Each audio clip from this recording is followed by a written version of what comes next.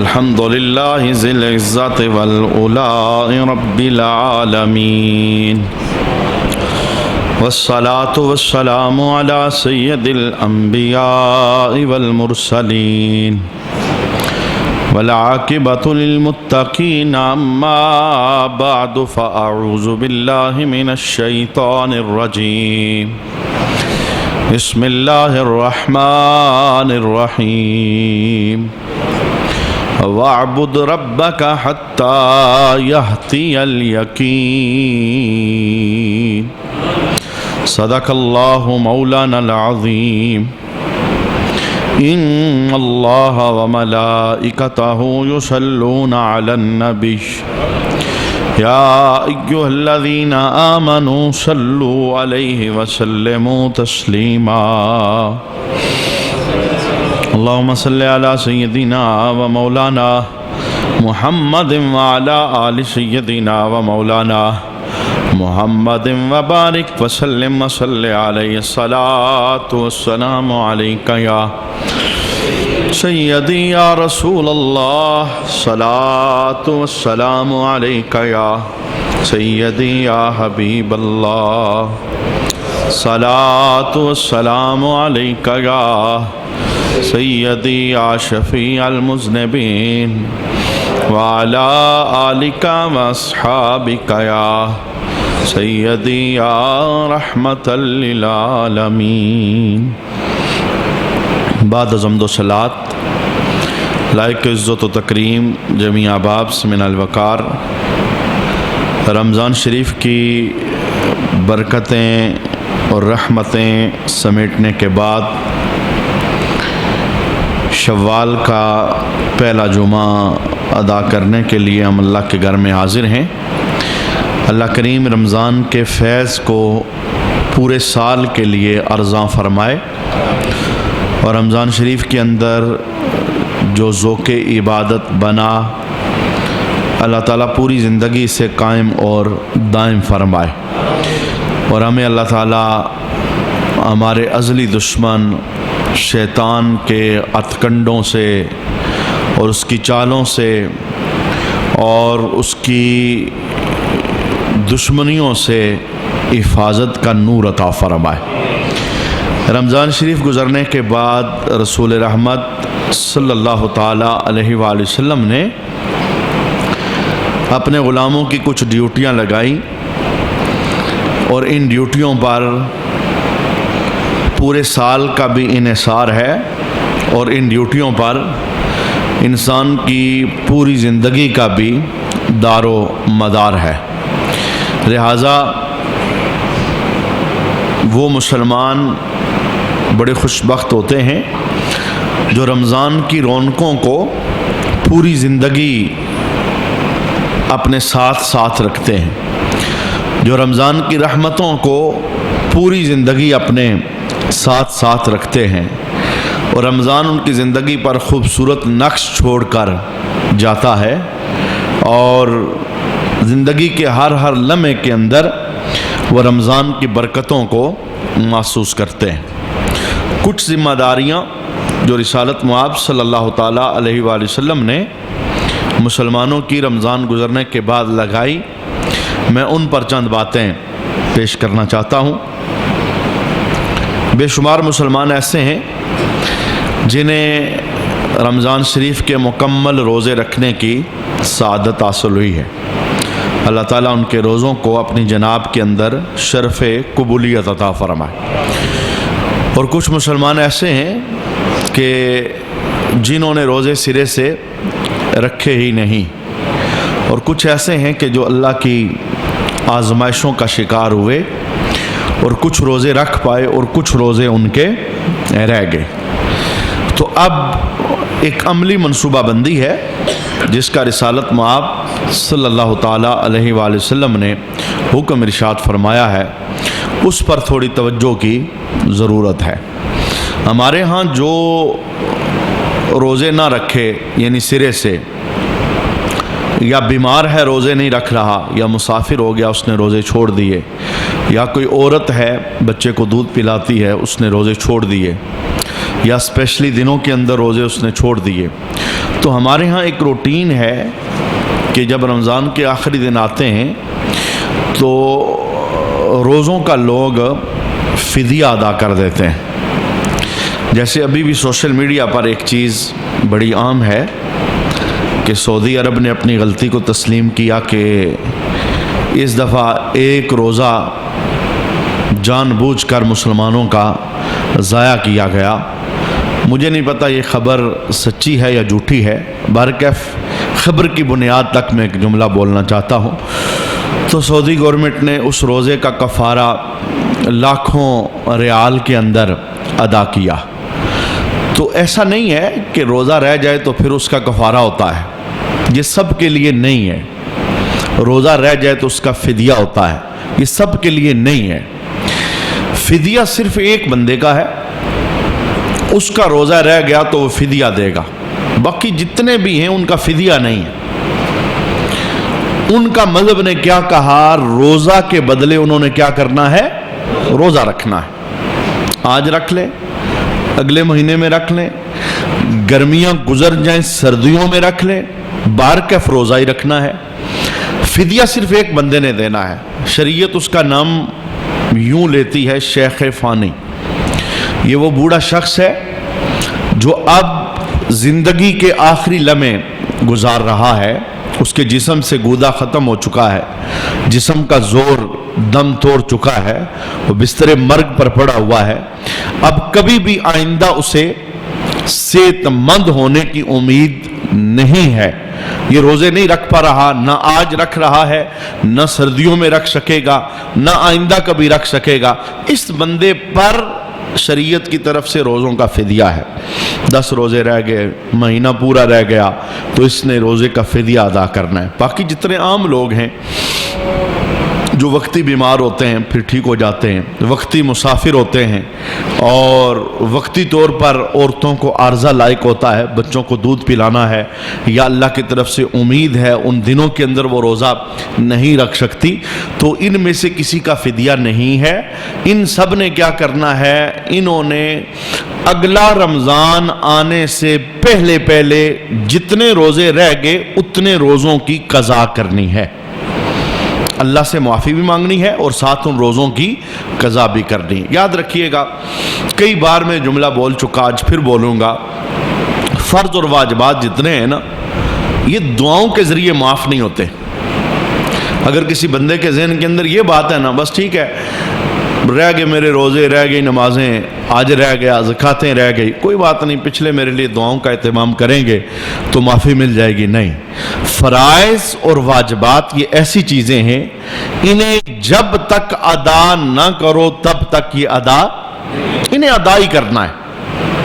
اور میں یہ جملہ اس لیے بولتا ہوں کہ یہ مت ذہن کے اندر رکھیے گا کہ آج اگر آپ کی آنکھ بند ہو گئی تو آپ کی طرف سے کوئی پچھلا اہتمام کرے گا.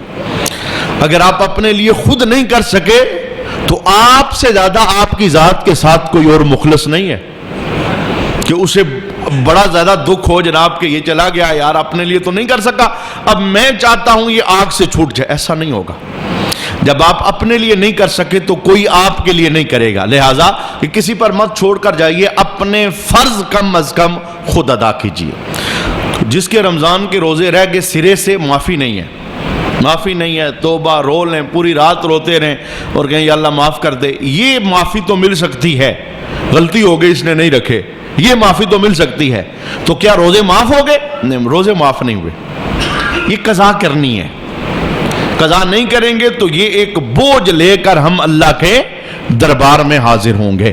تو سب سے پہلا اہتمام رمضان گزرنے کے بعد وہ یہ ہے کہ پہلی فرصت کے اندر، چونکہ ایک روٹین بنی ہوتی ہے نا، رمضان گزرتا ہے بندہ روزے رکھ رہا ہوتا ہے، اگر کوئی روزے رہ گئے، بندہ بیمار ہو گیا تھا روزہ ٹوٹ گیا، سفر میں گیا تھا روزہ رہ گیا، کوئی عورت ایسی تھی روزہ نہیں رکھ سکی ان دنوں کے اندر، تو اب پہلی فرصت میں ذمہ داری کیا ہے؟ جتنے روزے رہ گئے اس روزے کی گنتی کو پورا کرنا ہے. سورہ بقرہ کے اندر باقاعدہ رب کائنات نے اس بات کا حکم ارشاد فرمایا ہے کہ جو تمہاری گنتی رہ جائے سفر یا مرض کی وجہ سے، اسے بعد میں تم نے پورا کرنا ہے. یہ پورا کریں گے تو بری و ذمہ ہوں گے، اور نہیں پورا کریں گے تو یہ ایک بوجھ لے کر ہم اللہ کے دربار کے اندر حاضر ہوں گے. یہ اس رمضان کا بھی یہی معاملہ ہے، اور اس سے پہلے جتنے رمضان گزر گئے. مثال کے طور پر کسی بندے کو یہ سوچا یار میں تو پیچھے بے شمار روزے کھا چکا ہوں، کتنے رمضان ایسے گزر گئے میرے روزے رہتے ہیں، تو وہ ہر سال فالتو روزے رکھے اس نیت کے ساتھ کہ میں پچھلے رمضان کی قضا کر رہا ہوں. ہر سال 10 12 15 20 روزے وقفہ لگا کر، مطلب یہ ترتیب سے رکھنا ضروری نہیں ہے. آپ روٹین بنا لیں، ہفتے میں ایک روزہ رکھ لیں. ایک روزہ رکھنے سے بندہ مرتا نہیں ہے. 30 روزے رکھنے سے کوئی نہیں مرا، تو ایک روزہ رکھنے سے ہفتے میں کیا ہوتا ہے، کیا ہوگا. ایک تو یہ احساس بہت اچھا احساس ہے کہ مجھے یہ فکر ہے کہ میں اللہ کے دربار سے بری ہو جاؤں اور یہ فرض میری پکڑ کا سبب نہ بنے. یہ احساس بڑا اچھا احساس ہے، اور یہ رحمت اور تقوی کی نشانی ہے. اور دوسرا کیا ہوگا، آہستہ آہستہ کر کے ہمارا بوجھ ہمارے سر سے اترتا رہے گا. یہ پہلی ذمہ داری. دوسری بات، رسول اللہ صلی اللہ تعالی علیہ وآلہ وسلم نے یہ نفلی ایک کام ارشاد فرمایا. بے شمار مسلمان ہیں وہ اس کام کو کرتے ہیں، اگر کر لیں تو بہت اچھا ہے، لیکن میرا مشورہ اس سلسلے کے اندر یہی ہے جس بندے کے فرض روزے رہتے ہوں پہلے وہ اپنے فرض روزوں کی ادائیگی کا اہتمام کرے. چونکہ ابھی جو میں کام بتانے لگا ہوں یہ نفل ہے، اور نفل کی شان یہ ہوتی ہے جو کرے گا اسے اجر ملے گا، جو نہیں کرے گا اسے کوئی پکڑ.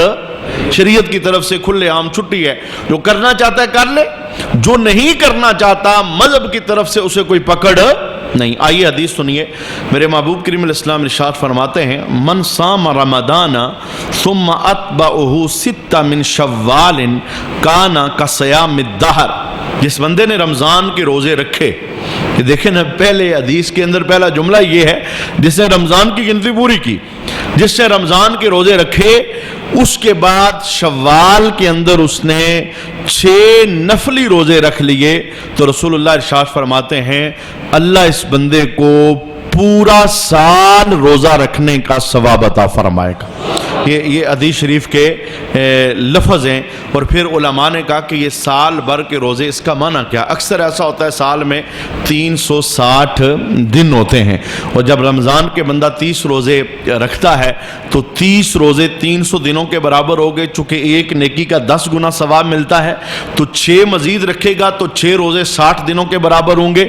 تو یوں اللہ کریم اسے رمضان کی برکت سے جب شوال کے 6 نفلی روزے رکھے گا، اسے پورا سال رمضان کے روزوں کا اللہ اجر اور ثواب عطا فرمائے. اس کے اندر قید نہیں ہے. کچھ مسلمانوں نے اپنے پاس سے قید لگا لی ہے کہ عید کے فوراً دوسرے دن شروع کر دینے ہیں، بیچ میں کوئی ناغہ نہیں کرنا. ایسا نہیں ہے. پورا مہینہ، شوال کا پورا مہینہ جب چاہیں آپ یہ روزے رکھ سکتے ہیں. ان کے اندر ترتیب واجب نہیں ہے. یعنی آپ یہ چاہتے ہیں کہ آج میں ایک روزہ رکھوں تو پھر 2 دن کا وقفہ کر لوں، کر سکتے ہیں. 3 دن کا وقفہ کر لوں، کر سکتے ہیں. اگلے ہفتے رکھنا چاہیں رکھ سکتے ہیں. شوال کے آخری دنوں میں رکھنا چاہیں رکھ سکتے ہیں. آج آپ دیکھتے ہیں موسم بڑا اچھا ہے تو میں آج رکھنا چاہتا ہوں، آج رکھ لیں. اور محسوس کرتے ہیں گرمی میں آج نہیں رکھوں گا، کل رکھوں گا، کل رکھ لیں. جیسے بھی ہو، اگر 6 نفلی روزوں کی آپ گنتی پوری کریں گے، وہ جس طرح سے بھی ہوگی، اللہ کریم پورا سال روزے رکھنے کا ثواب عطا فرمائے گا. تو میں کہتا ہوں جن لوگوں نے رمضان شریف کے اندر روزے رکھے ہیں، محنت کی ہے، انہیں یہ تھوڑی سی محنت مزید کرنی چاہیے. کیونکہ مسلمان نیکیوں کا لالچی ہوتا ہے، حریص ہوتا ہے. بزم اشر کے اندر وہ نقشہ، وہ بڑا عجیب نقشہ ہے کہ جب بندہ ایک ایک نیکی کے لیے ترسے گا، اور ماں کے پاس جائے گا، ماں بھی نیکی دینے کے لیے تیار نہیں ہوگی، اور باپ کے پاس جائے گا، باپ دیکھ کے رخ بدل دے گا اور چہرہ بدل دے گا. تو جب معاشر کے اندر ایک ایک نیکی کے لیے بھی بندہ ترسے گا، تو آج دنیا کے اندر رہتے ہوئے نیکیوں کی فکر کرنی چاہیے، اور تھوڑا تھوڑا کر کے نیکیاں اپنے نامہ اعمال کے اندر داخل کرنی چاہیے، تاکہ عشر کے دن ہمارے پاس نیکیوں کا خزانہ موجود ہو. اچھا، میں نے ایک دوسری ذمہ داری، پہلی ذمہ داری رمضان گزرنے کے بعد کیا ہے کہ فرض روزے اگر رہ گئے تو ان روزوں کی کیا کرنی ہے؟ قضا کرنی ہے۔ دوسری ذمہ داری یہ ہے کہ اللہ توفیق سے نوازے تو شوال کے اندر 6 نفلی روزے رکھنے ہیں، ترتیب کوئی ضروری نہیں ہے، جب جی چاہے شوال کے مہینے کے اندر اندر یہ 6 کی گنتی پوری کر لیں تو اللہ کریم پورا سال روزے رکھنے کا اجر اور ثواب عطا فرمائے۔ ایک تیسری ذمہ داری، بدھ کو جو عید کا دن گزرا ہے اس کے متعلق حدیث شریف ہے کہ جیسے ہی رمضان ختم ہوتا ہے اور شوال کا چاند نظر آتا ہے جسے ہم چاند رات کہتے ہیں تو شیطان آزاد ہو جاتا ہے، اور رمضان کے اندر شیطان قید ہوتا ہے، سلسلۃ الشیطان، زنجیروں کے اندر اسے جکڑ دیا جاتا ہے، کسی خیر والے رستے کے اندر وہ کھڑا نہیں ہوتا، کسی مسجد کے دروازے پر وہ کھڑا نہیں ہوتا، اور آپ محسوس کر سکتے ہیں کہ جیسے ہی وہ آزاد ہوتا ہے وہ لوگوں کو کیسے اپنے شکنجے میں لے لیتا ہے۔ وہی مسجدیں ہوتی ہیں، وہی ماحول ہوتا ہے، وہی اللہ رب العالمین کا گھر ہوتا ہے، لیکن لوگوں کے رخ پھیر دیتا ہے، انہیں مصروفیات کے اندر الجھا دیتا ہے، یہ اپنا کام کرتا ہے، مہینہ بھر یہ قید رہتا ہے اور اسے بڑا غصہ آتا ہے۔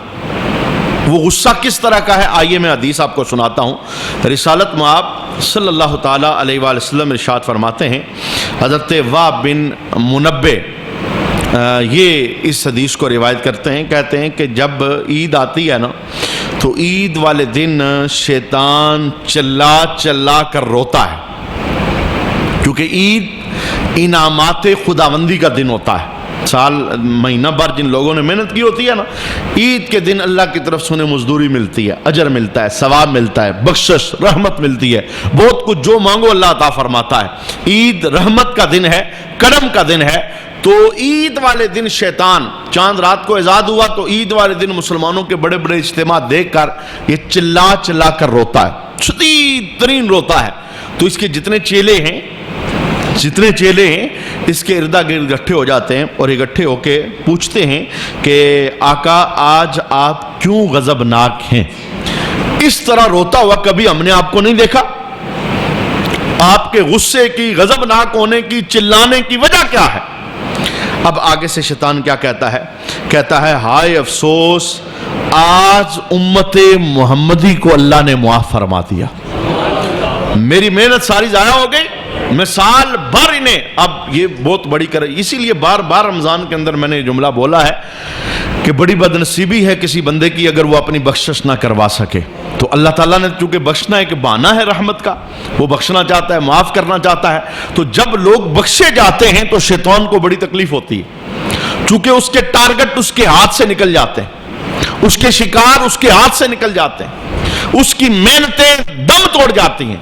اچھا، جس وقت وہ یہ جملہ بولتا ہے کہ آج امت محمدیہ بخشے گئی، میں اس لیے چلا رہا ہوں، اس لیے رو رہا ہوں، تو جتنے اس کے چیلے ہوتے ہیں وہ سارے اس سے پوچھتے ہیں کہ اے آقا اب آپ ہمیں کیا کہتے ہیں، ہماری کیا ڈیوٹی ہے؟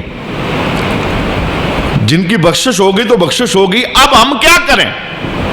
اب ایک نیا ٹارگٹ دے کر شیطان پورے سال کے لیے اپنے چیلوں کو روئے زمین پر پھیلا دیتا ہے۔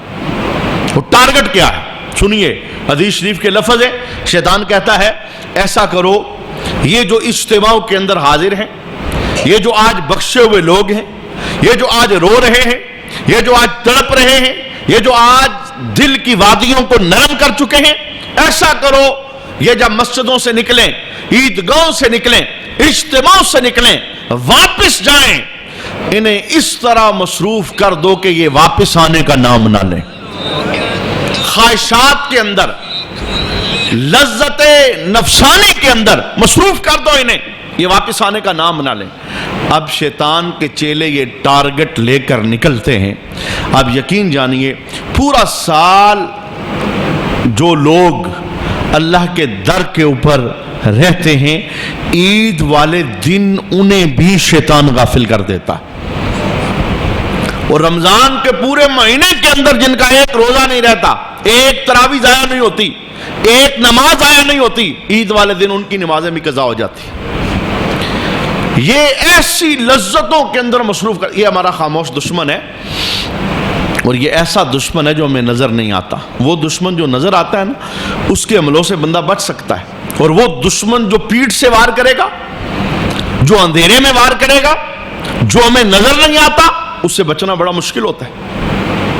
ہم اسے نہیں دیکھ سکتے لیکن ہمارا اللہ اسے دیکھ رہا ہے، چونکہ یہ اللہ کے دربار سے جب نکلا تھا، قرآن پاک کے اندر موجود ہے، اس نے اللہ کے دربار سے نکلتے ہوئے کہا تھا کہ مولا میں تیرے بندوں کے سیدھے رستوں میں بیٹھوں گا، میں دائیں طرف سے آؤں گا، بائیں طرف سے آؤں گا، آگے سے حملہ کروں گا اور پیچھے سے حملہ کروں گا، میں انہیں مبتلا کر دوں گا خواہشات کے اندر۔ تو رب کائنات نے کہا تھا ٹھیک ہے، جو تیری راہ پر چلیں گے تیرے ساتھ ملا کر میں نے دوزخ کے اندر داخل کر دوں گا۔ تو یہ چونکہ ایک اللہ کے دربار کے اندر چیلنج کر کے نکلا ہے، اللہ کے دربار کے اندر ٹیکا لگا کے نکلا ہے، میں گمراہ کروں گا، میں لوٹوں گا۔ اور ایک دوسری حدیث کے اندر موجود ہے کہ جس وقت اس نے اللہ کے دربار کے اندر یہ جملہ بولا تھا، ما دامت ارواحہم فی اجسادہم، جب تک روحیں تیرے بندوں کے جسم میں رہیں گی میں نے لوٹتا رہوں گا، تباہ کرتا رہوں گا، میں نے دوستی بناتا رہوں گا۔ تو رب کائنات نے کہا تھا ٹھیک ہے، جب تک روحیں میرے بندوں کے جسم میں رہیں گی تو انہیں لوٹتا رہے گا اور تو انہیں اغوا کرتا رہے گا۔ میرا اعلان رحمت بھی سن لے، جب تک میرے بندے مجھ سے معافی مانگتے رہیں گے میں انہیں معاف فرماتا رہوں گا۔ ایک کمال درجے کا اللہ کا اپنے بندوں کے ساتھ پیار ہے کہ تو انہیں نظر تو نہیں آتا، تیری دشمنی یہ ہے کہ جب تک روحیں جسموں میں ہیں تو لوٹتا رہے گا، اور میری رحمت یہ ہے جب تیرے ستائے ہوئے بندے پلٹ کے میرے پاس آنا چاہیں گے میں کوئی شرط نہیں لگاؤں گا، وہ معافی مانگیں گے میں ان کے گناہوں کو معاف فرما دوں گا۔ اب شیطان نے محنت کرنی ہے، اس نے سر کا زور لگانا ہے، اس نے ہماری نمازیں ہم سے چھیننی ہیں، اس نے مسلمانوں کی نظروں کو گندا کرنا ہے، اس نے مسلمانوں کو جھوٹ غیبتوں کے اندر مبتلا کرنا ہے، اس نے مسلمانوں سے تلاوت چھیننی ہے، اس نے مسلمانوں کی تقوی داری اسے ختم کرنا ہے، اس نے رمضان کی ساری محنتوں کو ضائع کرنے کی کوشش کرنی ہے۔ لیکن ہم نے اپنے آپ کو تیار کرنا ہے، اور تیار کر کے جو کچھ رمضان میں حاصل کیا ہم نے اسے بچانے کی کوشش کرنی ہے، اور اس بچانے کا واحد رستہ یہ ہے کہ اپنے آپ کو اللہ کے در کے اوپر ڈال دو، اللہ کے حوالے کر دو، اللہ کی پناہ میں آ جاؤ، اللہ تعالیٰ کی پناہ میں آ جاؤ، اللہ خود اس کے عملوں سے بچائے گا۔ رہی بات یہ کہ لوگوں کا ایک زمانے سے وتیرہ چلا آ رہا ہے رمضان میں عبادت، رمضان کے علاوہ وہ عبادت کا ذوق شوق نہیں رکھتے۔ مسلمانوں کی ایک اکثریت ہے اور بہت غلط رویہ ہے، یہ بہت غلط رویہ ہے۔ کتنے ایسے تھے ہمارے بھائی بزرگ جوان پچھلے رمضان ہمارے ساتھ تھے، اس دفعہ وہ ہمارے ساتھ نہیں تھے، جن کے ذہنوں کے اندر یہ خیال ہوتا ہے نا رمضان میں عبادت کر لی تو بہت بڑا کام کر لیا، اب اگلا رمضان دیکھا جائے گا۔ کون سی گارنٹی آپ کے پاس ہے کہ اگلے رمضان تک آپ زندہ رہیں گے؟ کون سی سند؟ آپ ایک لمحے کا پتہ نہیں ہے، آنے والے دن کا پتہ نہیں کل ہمارے ساتھ کیا ہونے والا ہے۔ یوں اچانک بندہ یہ دنیا کے میلہ چھوڑ کر اللہ کے دربار میں چلا جاتا ہے، تو یہ تو سوچ ہی بڑی غلط ہے، اور یہ سوچ بندوں کی اپنی سوچ نہیں ہے، یہ شیطان کی ذہنوں میں داخل کردہ سوچ ہے جو مطمئن کر دیتا ہے یار تو نے تو بڑی محنتیں کر لی ہیں، اب تمہیں کیا ضرورت ہے، اب چھوڑ، اب باقی معاملات کر، اگلا رمضان آئے گا دیکھا۔ نہ یہ شیطان کی چال۔ حضور غوث اعظم رضی اللہ تعالی عنہ جیسا بندہ جس وقت جنگل کے اندر شیطان نے آپ پر حملہ کیا تھا نا، اور حملہ کر کے اس نے یہ جملہ بولا تھا کہ عبد القادر اب آپ کو تو عبادتوں کی ضرورت ہی نہیں ہے، اللہ نے نمازیں معاف کر دی ہیں، اب آپ جو مرضی کرو، آپ نے بڑا رب کو راضی کر لیا ہے۔ تو شیخ عبد القادر جیلانی چونکہ عالم بھی تھے، اور پیر اس وقت پیر ہو ہی نہیں سکتا جب تک عالم نہ ہو، پیری کے لیے پہلی شرط علم ہے۔ تو آپ نے دل کے اندر سوچا نمازیں رسول اللہ کو معاف نہیں ہوئی تو عبد القادر کو کیسے معاف ہو سکتی؟ آمینہ کا لال جو رب کا محبوب ہے وہ بھی مسجد جا کے نماز پڑھے، اور عبد القادر جیلانی کو نماز معاف ہو جائے اور بادلوں سے آواز آئے میں تیرا رب ہوں، تجھے نمازیں معاف ہیں۔ آپ نے سوچا، آپ نے کہا یہ آواز رحمانی نہیں ہو سکتی، اس لیے کہ نبیوں کو عبادت معاف نہیں ہے تو عبد القادر کو کیسے معاف ہو سکتی ہے؟ آپ نے فوراً پڑھا لا حول ولا قوت الا باللہ العلی العظیم، تو شیطان ظاہر ہو گیا۔ اس نے کہا عبد القادر تجھے تیرے علم نے بچا لیا، یہ اس کا دوسرا وار تھا۔ آپ نے اس وار کو بھی توڑا. آپ نے کہا مجھے میرے علم نے نہیں, مجھے میرے اللہ کے فضل نے بچا لیا. تو کہنے کا معنی یہ ہے کہ عبادت تو کسی کو بھی معاف نہیں ہے. آئیے میں قرآن پاک کی آیت کریمہ آپ کے سامنے تلاوت کر دیتا ہوں. عبادت کب تک کرنی ہے؟ کیا شریعت نے کوئی ٹینیور مقرر کیا ہے؟ 1 مہینہ میری عبادت کرنی ہے. کیا شریعت نے کوئی دن مقرر کیا ہے فقط جمعے کو میری عبادت کرنی ہے؟ کیا رب کائنات نے کوئی لمٹ مقرر کی ہے کہ جس وقت بال سفید ہو جائیں, ہڈیوں سے گودا ختم ہو جائے, اور جس وقت لفظ بھی زبان پر اچھی طرح نہ آ رہے ہوں اور یاداشت بھی کمزور ہو جائے اور بار بار بھول جاؤ, پھر میری عبادت کرنی ہے؟ کیا رب نے اس طرح کا کوئی کلیہ, اس طرح کا شریعت کا کوئی بیان دیا ہے؟ نہ. آئیے قرآن سے پوچھتے. اللہ کہتا ہے وَاعْبُدْ رَبَّكَ حَتَّى يَأْتِيَ الْيَقِينُ. مولا عبادت کب تک کرنی ہے؟ 1 مہینہ, ہفتے کے بعد 1 دن, بڑھاپے میں آ کے کب تک عبادت کرنی ہے؟ اللہ کہتا ہے وَاعْبُدْ رَبَّكَ حَتَّى يَأْتِيَ الْيَقِينُ. فرمایا جب تک جسم میں سانسیں باقی ہیں تم نے سر میرے دربار سے اٹھانا نہیں ہے.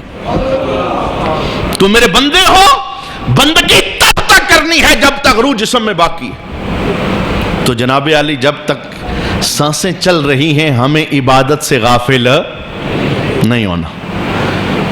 سنیے حدیث قدسی, جو لوگ عبادت سے غافل نہیں ہوتے, مسلسل عبادت کرتے رہتے ہیں, انہیں کیا ملتا ہے, اور جو عبادت سے غافل ہو جاتے ہیں انہیں کیا ملتا ہے.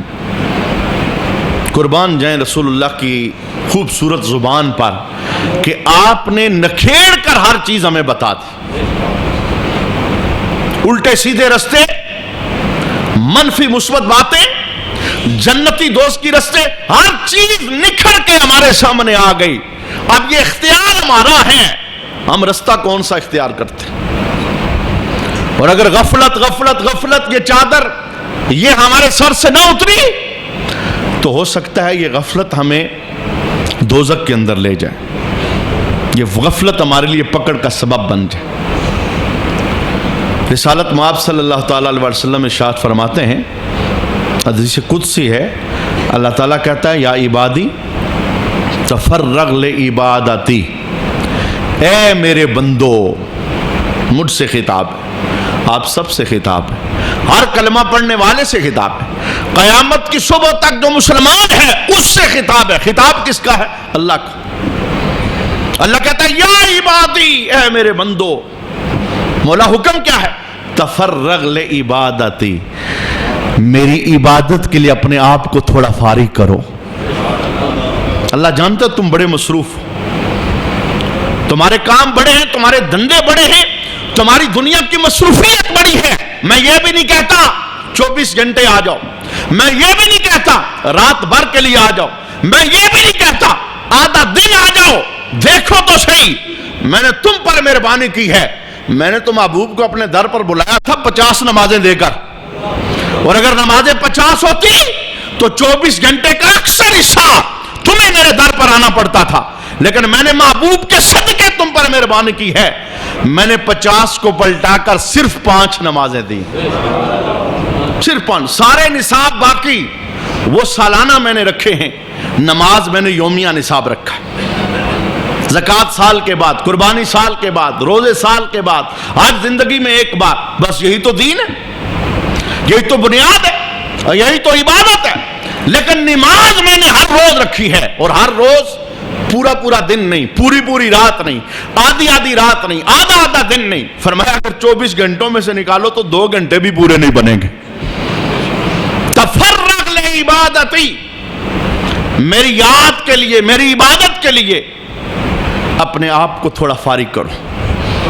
مولا اگر بندے نے فارغ کر لیا تو کیا دے گا؟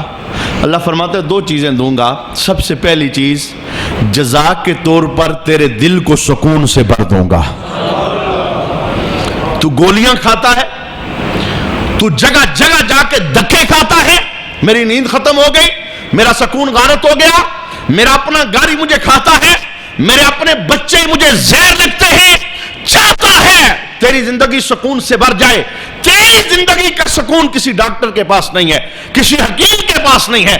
تیری زندگی کا سکون میری یاد کے اندر ہے۔ الا بذکر اللہ تطمئن القلوب، اللہ کے ذکر میں دلوں کا اطمینان ہے، اللہ کی یاد میں دلوں کا سکون ہے۔ فرمایا پہلی جزا یہ ہے تیرے دل کو سکون سے بھر دوں گا، اور دوسری جزا کیا ہے؟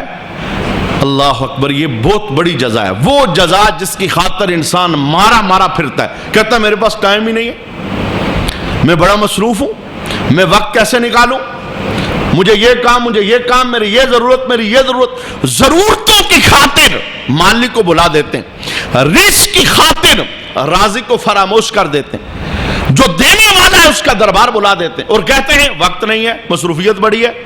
اللہ تعالیٰ کہتا ہے میرے بندے، میری عبادت کے لیے اپنے آپ کو فارغ کر، ایک تیرا دل سکون سے بھروں گا، اور دوسرا تیری ہر ضرورت کو پورا کر دوں گا۔ وقت کے بادشاہ کی طرف سے اعلان ہو جائے کسی ایک بندے کے نام، یار تجھے کوئی فکر کی ضرورت ہے؟ کس لیے نوکری کرتا ہے، صبح سے شام تک جاتا ہے دفتر، تجھے کوئی فکر نہیں ہے، تیرے سر پر میرا ہاتھ ہے، وہ بندہ مطمئن ہو جائے، مجھے کیا بادشاہ جو کہہ رہا ہے، میری ہر ضرورت کو وہ کافی ہے۔ جناب اگر دنیاوی بادشاہ جس نے 5 سال کے بعد ہو سکتا ہے صلاحوں کے پیچھے چلا جانا ہے، ہو سکتا ہے اس کی کوئی ویلیو نہ رہے، اگر وہ کہہ دے بندہ مطمئن ہو جاتا ہے۔ اے بندہ خدا تو کیوں نہیں مطمئن ہوتا، تجھے بادشاہوں کا بادشاہ کہہ رہا ہے، تیری ہر ضرورت کے لیے میں کافی ہوں، تیری ہر مشکل کو میں حل کر دوں گا۔ یہ پہلا نتیجہ ہے، عبادت کے لیے فارغ کرو، اور عبادت کب تک کرنی ہے؟ پوری زندگی، ڈیلی کا نصاب ہے، 11 مہینوں کا نصاب ہے، رمضان میں بھی ہے، غیر رمضان میں، ایسا نہیں ہوتا۔ بندوں کے لہجوں سے یوں لگتا ہے رمضان میں ہمارا اللہ ہے اور رمضان گزر جائے تو ہمارا کوئی اللہ نہیں، رمضان میں ہم نیک بنیں گے، رمضان گزر جائے تو ہم نے نیک نہیں بننا، رمضان میں سودا پورا تولنا ہے، رمضان گزر جائے تو ہم نے وہی ڈنڈیاں مارنی، رمضان میں دودھ میں پانی نہیں ملانا، رمضان گزر جائے تو ہم نے وہی کرتوت کرنے، رمضان میں سود نہیں کھانا، رمضان گزر جائے تو ہم نے وہی کرتوت کرنے، رمضان میں ہم نے نماز نہیں چھوڑنی چونکہ رمضان ہے، رمضان گزر جائے تو بے شک نمازیں ضائع ہوں، رمضان میں ہماری دکان بند ہوگی چونکہ رمضان ہے، رمضان گزر جائے تو 11 مہینے ہماری دکان کھلی رہے گی، نمازیں ضائع ہوتی رہیں گی۔ یہ کانسیپٹ، یہ شیطانی کانسیپٹ ہے کہ رمضان میں صرف اللہ ہے، رمضان کے علاوہ ہمیں کسی سے ڈرنے کی کوئی ضرورت نہیں ہے۔ اللہ کہتا ہے نہیں، میں تمہارا رب ہوں، جیسے رمضان میں تم نے ڈرنا ہے، زندگی کے ہر لمحے میں تم نے مجھ سے ڈرنا۔ حدیث کا دوسرا حصہ فرمایا اگر تم نے ایسا نہ کیا، یعنی میری عبادت کے لیے اپنے آپ کو فارغ نہیں کیا، تو اللہ کہتا ہے پھر میں 2 چیزیں، 2 سزائیں وہ تمہارے نام کروں گا۔ سب سے پہلی سزا یہ دوں گا، میرا در چھوڑو گے، بغاوت کرو گے، میرے سے رخ پھیرو گے، میرے گھر کو بلا دو گے، سب سے پہلی سزا یہ دوں گا، تمہارے دل سے سکون نکال لوں گا۔ مجھے بتاؤ اللہ بے سکون کر دے تو کس گولی کے اندر سکون کی شفا ہے؟ اللہ بے سکون کر دے تو کون سی جگہ ہے جہاں بندے کو سکون نہ سکون دینے کی جگہ صرف اور صرف میرے مالک کی۔ وہ سکون دے گا تو بندہ پرسکون ہوگا، اور وہ سکون چھین لے گا تو کوئی مائی کا لال سکون دے سکتا، لہذا مرکز نہیں بلانا چاہیے۔ اور دوسری سزا فرمایا اگر تم عبادت کے لیے اپنے آپ کو فارغ نہیں کرو گے نا، پھر دوسری سزا میں نے تمہیں یہ دینی ہے، میں نے تمہارا ہاتھ مصروف کر دینا ہے پر تمہاری ضرورت پوری، تم بھاگو گے، دوڑو گے، کہو گے پورا ہی نہیں ہوتا، 2 لاکھ آمدن کہتے ہیں پورا ہی نہیں ہوتا، اتنی دوڑ تمہاری، اتنی دوڑ لگے گی موت سر پہ آ جائے گی، آؤ بھائی وقت ہو گیا پورا، بندہ کہے گا ابھی تو میری یہ ضرورت بھی رہتی ہے، یہ کام بھی رہتا ہے، وہ بھی رہتا ہے، وہ بھی رہتا ہے۔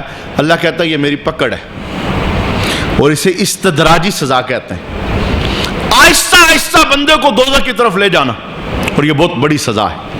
تو لہٰذا رمضان شریف گزرنے کے بعد میں نے 3 ڈیوٹیاں آپ کو بیان کرنا چاہیے۔ سب سے پہلی ڈیوٹی، جو روزے رہ گئے فرض ان کی قضا کریں، اگلا رمضان آنے سے پہلے فرسٹ پرائرٹی کے اندر یہ بوجھ اپنے سروں سے اتاریں۔ دوسرا، نفلی روزے 6 شوال کے رکھنے کی کوشش کریں، پورا سال روزہ رکھنے کا اللہ ثواب عطا فرمائے۔ اور تیسرے نمبر پر جو اپنا دشمن ہے شیطان، اس کی چالوں سے خبردار رہیں، اور اس کی چالوں کو سامنے رکھتے ہوئے عبادت میں سر ڈال کے رکھیں۔ یہ رستہ نہ چھوڑیں. یہ وہ رستہ ہے جہاں بندہ شیطان سے آزاد ہوتا ہے. اگر آپ کہیں نا کہ میں اجتماع چھوڑ دوں, مذہب چھوڑ دوں, مسجد سے دور ہو جاؤں, پھر میں اس دشمن کو نمٹ لوں گا, نہ. جتنا ادھر سے دور ہو جاؤ گے نا, جتنا دور ہو جاؤ گے اس کے چنگل کے اندر آتے چلے جاؤ. اور جتنا مذہب سے جڑ کے رہو گے اللہ شیطانی ہر حملے سے حفاظت عطا فرمائے گا. ہم اللہ کے دربار کے اندر دعا کرتے ہیں کہ اللہ کریم ہم سب کی گناہوں کی کامل بخشش فرمائے, اور رمضان شریف میں جیسے عبادت کا ذوق شوق تھا اللہ پوری زندگی یہ ذوق شوق سلامت رکھے. اور ہمارا جو ازلی دشمن شیطان ہے, ہمیں نظر نہیں آتا, مولا تجھے نظر آتا ہے, تو شیطان کے ہر حملے سے ہمیں اور ہماری نسلوں کو محفوظ رکھنا. وما علینا الا البلاغ المبین.